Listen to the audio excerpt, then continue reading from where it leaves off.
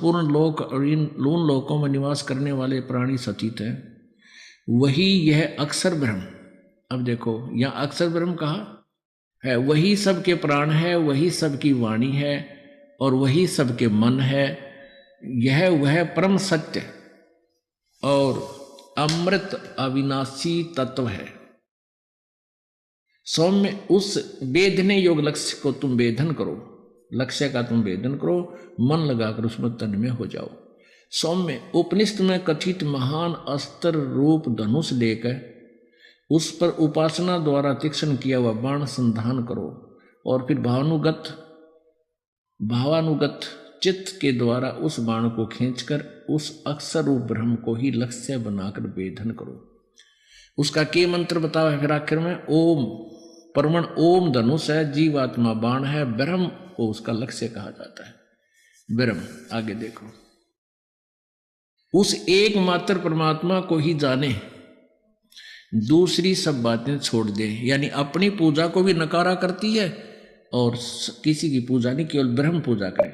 यही अमृत रूप परमात्मा के पास पहुंचने का पुल है, संसार समुद्र से पार होने का, अमृत रूप परमात्मा को प्राप्त करने का सुलभ साधन है। इस आत्मा का ओम के जप के साथ ध्यान करो। इससे अज्ञान में अंधकार से सर्वथा परे और संसार समुद्र से पार जो ब्रह्म है उसको पा जाओगे, तुम्हारा कल्याण हो। आगे ना ब्रह्म के ऊपर ओम नाम है, ब्रह्म उसका जाप है। और वो कहाँ रहता है? वह यह सब का आत्मा ब्रह्म ब्रह्मलोक रूप दिव्य आकाश में स्थित है, वहां रहता है। अच्छा, ये तो अब ये परमात्मा का एक सेंटेंस, वेद कतेव झूठे ना भाई, झूठे हैं जो समझे नाही, गुरु बिन काहू न पाया ज्ञाना, ज्यों थो था बुझ छड़े किसाना, गुरु बिन वेद पढ़े जो प्राणी, समझे न सार रहे अज्ञानी। गुरु के बिना, इससे सिद्ध है कि ना ब्रह्मा जी को गुरु मिला, ना विष्णु जी को मिला, ना शिव जी को मिला, ऋषि में ऋषियों को इनको तो मिलना ही कहाँ था। यानी गुरु नहीं मिला जो वेदों का निर्णय कर सके।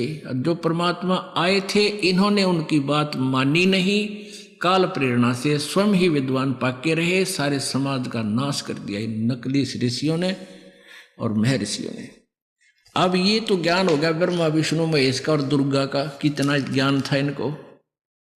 वेदों से ये परिचित नहीं थी दुर्गा, क्योंकि दुर्गा ब्रह्म तक की साधना बताती है। गीता जी अध्याय नंबर 8 के श्लोक नंबर 16 में लिखा है कि ब्रह्मलोक पर्यंत भी सभी पुनर्वर्ती में है, वहां भी गए हुए स्थायी स्थान नहीं प्राप्त कर सकते, वो अविनाशी नहीं हो सकते, उनको पूर्ण मोक्ष प्राप्त नहीं हो सकता, जन्म मृत्यु के रहट से ये नहीं निकल सकते। अब इसलिए गीता जी अध्याय नंबर 4 के श्लोक 34 में कहा कि उस तत्वदर्शी संत की खोज करो, वो इनको मिला नहीं, वो गुरु नहीं मिला। यही अभी वेदों में आपको प्रमाण दिया जा रहा है। यजुर्वेद अध्याय नंबर 40 के श्लोक नंबर 10 और 13 में इस मंत्र में स्पष्ट कहा है कि वेद ज्ञानदाता कहता है कि यथार्थ ज्ञान तूने जानना है तो तत्वदर्शी संतों से सुनो, वो बताओगे ठीक ठाक वास्तविकता। अब सतयुग के ऋषियों के बारे में, ब्राह्मणों के बारे में क्या सोच थी वो आपको बताते हैं। 414 पृष्ठ पे इसी देवी पुराण के ये देखिएगा, ये छठा स्कंद और पृष्ठ नंबर 414 पे ये है संक्षिप्त देवी भागवत छठा स्कंद। जन्मे जय ने पूछा महाभाग किस युग में कैसा धर्म का स्वरूप है, इस संपूर्ण विषय को विशेष रूप से बताने की कृपा कीजिए। ये writer of Purana Veda and Gita Vyas ji ये सब का लेखक है। और ये क्या बोल रहा है देखना, व्यास जी बोले राजन यह निश्चय है कि सतयुग में ब्राह्मण वेद के पूर्ण विद्वान थे और उनके द्वारा निरंतर भगवती जगदम्बा की आराधना होती थी। वेद के पूर्ण विद्वान थे और वो दुर्गा की पूजा करते थे। ये थे वेद के विद्वान, थारा गजे भैया। और भगवती का दर्शन करने के लिए उनका मन सदा ललायित रहता था। अरे कलयुग के ब्राह्मणा क्या, फिर कहाँ के इन ऋषियों की तो कहना है क्या है। इस देवी पुराण में लिखा है कि सतयुग में जो राक्षस होते थे वो कलयुग के ब्राह्मण हैं। ये दास नहीं कह रहा, ये देवी पुराण बता रही है। ये देखिएगा, इसी में छठा सेकंड, वही 414 पृष्ठ, ये छठा सेकंद है, यही 414 पृष्ठ है जो अभी आपने पढ़ा। इसी में यह देखो, धर्म की यह सतिथि त्रेता में रही परंतु कुछ ह्रास हो गया। सतयुग की जो सतिथि थी वह द्वापर में विशेष रूप से कम होगी। सतयुग से चल रहा है युगान। राजन, इन प्राचीन युगों में, पहले वाले युगों में जो राक्षस समझे जाते थे वे कलयुग में ब्राह्मण माने जाते हैं, क्योंकि अब के ब्राह्मण प्राय पाखंड करने में तत्पर रहते हैं। दूसरों को ठगना, झूठ बोलना और वैदिक धर्म कर्म से अलग रहना कलयुगी ब्राह्मणों का स्वाभाविक गुण बन गया है। दास नहीं कह रहा, ये अपनी सदग्रंथ बता रहे हैं। अपने आत्माओं परमात्मा का वो एक ही शब्द, एक ही श्लोक, भाई गुरु बिन काहू न पाया ज्ञाना, जो थोथा बुछड़े किसाना, गुरु बिन वेद पढ़े जो प्राणी, समझे न सार रहे अज्ञानी। ये अज्ञानी टोल इकट्ठा हो रहा था सारा। अब ब्रह्म खुद कहता गीता जी अध्याय नंबर 18 के श्लोक नंबर 62 में कि तू सर्वभाव से उस परमेश्वर की शरण में जा और उसके लिए तत्वदर्शी संतों की खोज कर। चौथे जाएगी 34वें श्लोक में। तो इन सभी ने गुरु नहीं मिला, तत्वदर्शी संत नहीं मिला, जिसलिए ये सब अज्ञानी थे। अब देखो फिर यजुर्वेद देखते हैं हम। ये यजुर्वेद, ये महर्षि दानव सरस्वती द्वारा अनुवादित है। आज परिभाषा प्रभु की के ऊपर विशेष विवरण है हमारा। तो इन्होंने क्या ये इसलिए क्लियर कर रहे हैं सारा कि परमात्मा ब्रह्म, परब्रह्म और पूर्ण ब्रह्म, ये तीन परमात्मा से परिभाषा प्रभु कंप्लीट होती है। प्रकाशक हैं सार्वदेशिक कार्य प्रतिनिधि सभा 2/5 महर्षि दान भवन, मरमला मैदान, नई दिल्ली। अनुवादक हैं महर्षि दानंद। यजुर्वेद भाषा भाष्य महर्षि दानंद सरस्वती कृत, पूरे 40 अध्याय।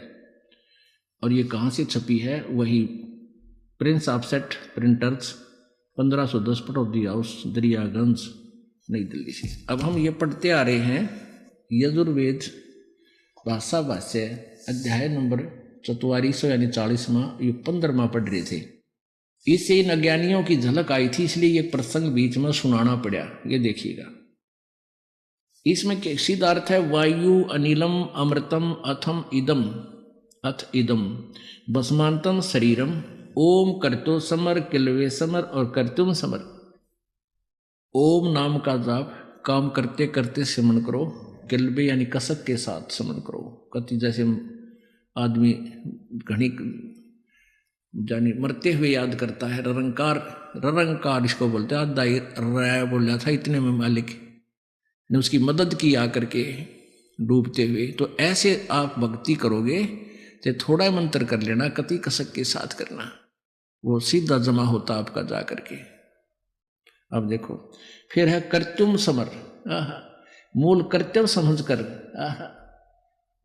मुख्य कारण समझकर उसका सिमरण करो। फिर बसमान वायु अनिलम अमृतम अथ इदम, इसके पश्चात आपका जो वायु माने ये प्राण, ये जीव, श्वास निकलेगा जो अंत होगा तेरे शरीर का, ये अमृतम यानी इतना अमर हो जाएगा जैसे ओम नाम के जाप करने वाले विधिवत विकारों रहित होकर के और पूर्ण संत से उस स्तर के गुरु से नाम ले करके, तो ये कहाँ चले जाते हैं? ब्रह्मलोक में।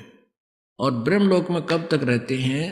36,000 बार इस उत्पत्ति पर लय हो लेगी, यानी ब्रह्मा की मृत्यु तक, ब्रह्मा की आयु तक ये वहां रहेंगे। उसके बाद फिर 84 लाख योनियों में आ जाएंगे। यानी इतना, इसलिए इनको भी अमर बता दिया। इतने वर्षों तक वहां रह भी जाएगा तो फिर भी मृत्यु, फिर भी जन्म मृत्यु। फिर आगे क्या बताया है? इसने क्या अनुवाद किया है? वेद ज्ञानहीन प्राणी ने, महर्षि दानंद ने, हे कर्म करतों का अर्थ है कर्म करने वाले जीव, तू शरीर छूटते समय, ओम का नहीं, ये ओम ब्रैकेट में संस्कृत है, ओम इस नामवाची ईश्वर को, जिस ईश्वर का ओम नाम है उस ईश्वर का स्मरण कर, नोट ओम का। किल्बे माने अपने सामर्थ्य के लिए परमात्मा और अपने स्वरूप का, किल्बे माने यो अर्थ किया इसने, स्मरण कर, कर्तम अपने किए का स्मरण कर, इस संस्कार का वायु, धनज्जादि रूप वायु, अनिलम कारण रूप वायु को कारण रूप वायु, अविनाशी कारण को धारण करता, इसके अंतर यह शरीर नष्ट होने वाला, सुखादि का आश्रय शरीर अंत में भस्म होने वाला होता है, ऐसा जानो। बता इसका कोई सिर पैर बना, इसका क्या निष्कर्ष निकाला, इतना बड़ा व्याख्या कर दी। आगे देखो 70वें मंत्र में 40वें अध्याय के में दो परमात्मा सिद्ध किए। दास ये चाहता है कि हम परिभाषा प्रभु की अकॉर्डिंग टू द शास्त्र समझें और वही फाइनल है, बाकी दंत कथा कोई कुछ कहता रहो, उससे हमने कुछ लेना देना नहीं। गीता जी अध्याय नंबर 16 के श्लोक नंबर 23-24 में यही कंसेप्ट क्लियर कर रखा है कि जो शास्त्र विधि को त्याग कर मनमानी पूजा करते हैं उनको कोई लाभ नहीं होता, ना उनकी गति होती, ना उनको सिद्धि प्राप्त होती, ना कोई कार्य सिद्ध होता, ना सुख होता। इसलिए अर्जुन तेरे लिए कर्तव्य और अकर्तव्य में, यानी कौन से कार्य करने हैं, कौन से त्यागने चाहिए भक्ति मार्ग में, उनके लिए शास्त्र ही प्रमाण है, नथिंग एल्स।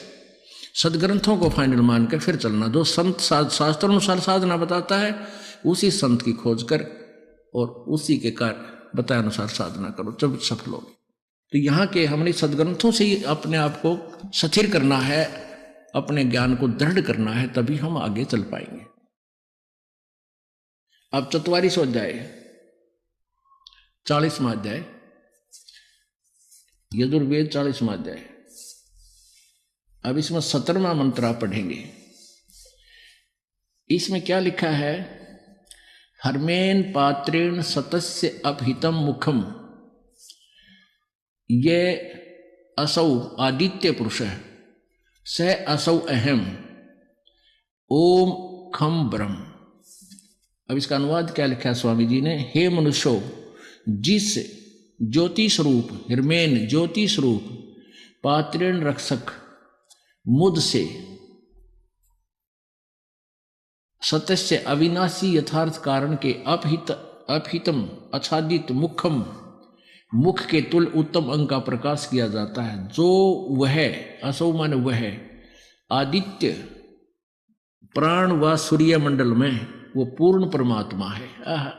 वह प्रोक्ष रूप है, वो तो गुप्त है, वो तो ऊपर गुप्त है। जो अविनाशी भगवान है वो तो ऊपर गुप्त है। और अहम, अब देखो अहम संस्कार देखो, अहम मैं खम आकाश के तुल व्यापक, ये लिखा है ओम खम ब्रह्म। वो ब्रह्म जो है, खम माने ब्रह्मलोक में स्वर्ग में रहता है, उसका ओम नाम है, ये सीधा इसका अर्थ है।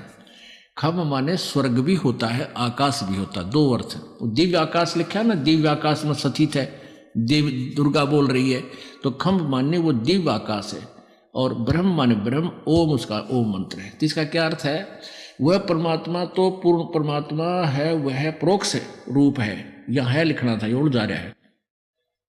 और वेद ज्ञान दाता कहता अहम, यहां से अहम ओम ब्रह्म खम खम खम ब्रह्म, अहम माने मैं, खम माने आकाश के तुल्य व्यापक, आकाश दिव्य आकाश में ब्रह्म सबके गुण कर्म और स्वरूप करके अधिक हूं।